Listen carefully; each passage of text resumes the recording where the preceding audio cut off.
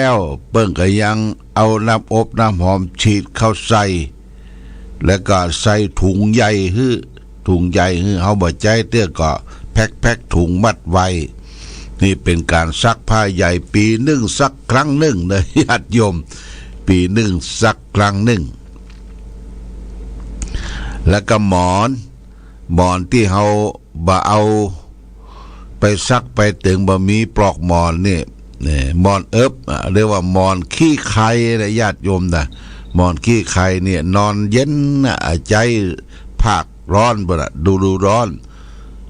ช่วงในหน้าร้อนใจหมอนขี้ไข่หมอนติดแอร์แต่เอาก็ต้องมาใจหมอนอุ่นๆหมอนที่มันบ่ครบง่อนบ่ครบอย่างนี่หมอนนี่ก็สำคัญนะญาติโยมหมอนถ้ามันนุ่มเกินไปนี่ก็นอนบ่หลับถ้ามันแข็งเกินไปก็นอนบ่หลับคือใจหมอนแต่พอดีบางทีเขาก็ใจ2 แก่น 2 ใบหมอน 2 ใบถ้าหมอนใบเดียวในหัวมันหลิงไปมันก็นอนบ่หลับเพราะฉะนั้นการที่พักที่นอนหมอนมุ้งก็ใจหมอนแต่พอดีนะคือบ่ฮื้อมันแข็งเกินไปบ่ฮื้อมันนุ่มเกินไป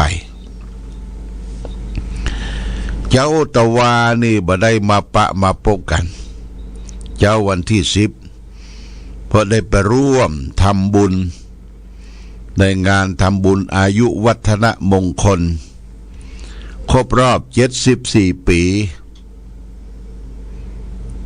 หลวงพ่อท่านพระครู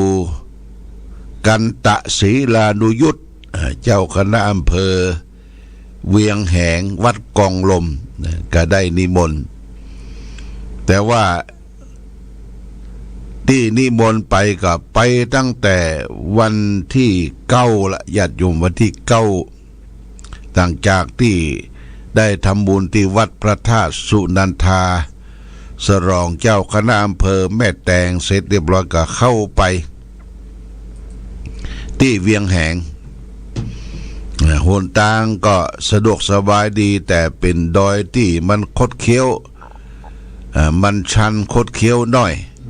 ก็ไปได้อย่างสบายก็ไปถึงเวียงแหงก็ได้เข้าไปพักที่สถานธรรมปีกวิเวกของท่านอาจารย์ด็อกเตอร์ฐานีวิริโยนะอาจารย์ด็อกเตอร์ฐานีวิริโยเนี่ยเปิ้นมีที่ปลีกวิเวก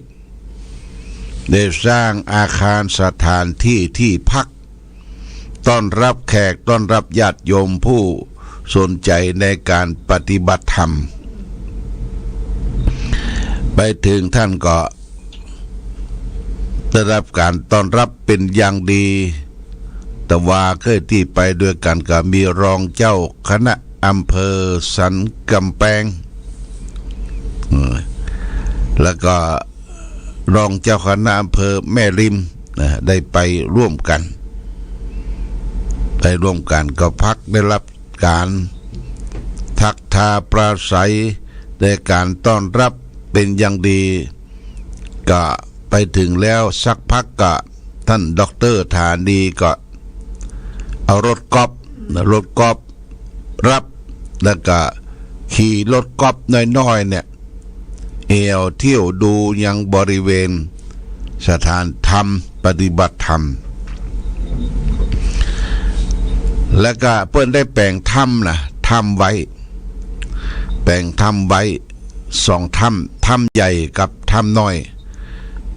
ถ้ำใหญ่นั้นก็ประดิษฐานองค์พระเมตตายืนที่ได้จำลองมาจากพุทธคยาประเทศอินเดียถ้ำเล็กนั้นก็เตรียมต้อนรับครูบาป้อคือครูบาบุญชุ่มเพิ่นจะมาพักมาได้บ่ฮู้นะก็ได้ชมได้ดูกับหลวงพ่อพระครูวิธานธรรมโสพลได้ไปร่วมกันนะได้ข้อคิดหลายอย่างที่เปิ้นแปลงถ้ำนั่นนะเปิ้นแปลงถ้ำ เปิ้นใจโฟมญาติโยมใจโฟมแข็งโฟมนี่นะเปิ้นปะกับเจ้าของโรงงานพลิตพรมเปิ้นเอาพรมมาตัดมาแต่งแล้วก็โปะโดยปูนซีเมนต์ผสมพิเศษผสมพรมทำเป็นวัสดุคล้ายบะหินเก่าบะหินบ่ผาเก่าเนาะโอ้เขาบอกว่าจะเป็นโฟมถามว่าอยู่ได้เมินกว่าท่านดอกเตอร์เปิ้นว่าอยู่ได้เมินกว่าปูนซีเมนต์นะได้เดินกว่าปูนซีเมนต์เฮาพอตั้งนอกเนี่ยจะเป็นบะหินบ่ผาที่จริงเป็นโฟมที่ผสมด้วยปูนซีเมนต์ทำแบบธรรมชาตินี่ได้ไปดูไปหันก็คงจะได้นำมาเป็นตัวอย่างที่จะได้ไปทำที่พุทธมณฑลที่เมืองกุสินาราที่ประทับขององค์พระสัมมาสัมพุทธเจ้าปางปรินิพพานล่ะญาติโยมนะอันนี้จะได้นำไปเป็นตัวอย่างจะมีถ้ำมีอย่างที่พักที่เซาที่ไหว้ที่สักการะบูชาองค์พระนอนและก็เจดีย์ก็เป็นโฟมได้เป็นโฟมได้ทำเจดีย์แบบพุทธคยาแบบปุระเมืองกุสินาราอันนี้แต่ว่าได้อยู่ที่เวียงแหงที่ปลีกวิเวกธรรมสถานของดร.ฐานดีแล้วก็7 โมงนี่เปิ้นกะนิมนต์รับประทานอาหารเจ้า breakfast นี่เป็นอาหารเจ้ากำฝรั่งว่า breakfast อาหารเจ้าของปลีกวิเวกเปิ้นทำเป็นอาหารแบบไตเมืองฝรั่ง3 รสชาติ ไตเมืองฝรั่ง3 รสชาติแล้วก็มีกาแฟดำกาแฟผสมที่อินวันก็มี